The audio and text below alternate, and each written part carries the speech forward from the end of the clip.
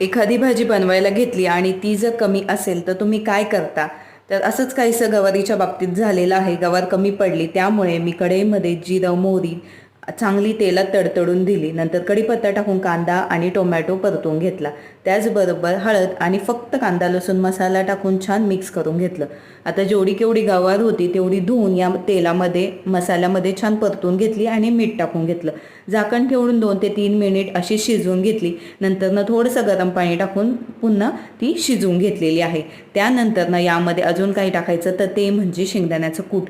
गवार शिजत शिजत आली आणि थोडंसं पाणी राहिलं की यामध्ये शेंगदाण्याचा कूट टाकून मिक्स करून पुन्हा 2 ते 3 मिनिट गॅसवर ठेवून छानपैकी शिजवून घ्यायची, जेणेकरून जो दाण्याचा कूट टाकला आहे तो देखील मिक्स होईल आणि त्याला देखील टेस्ट छान येईल.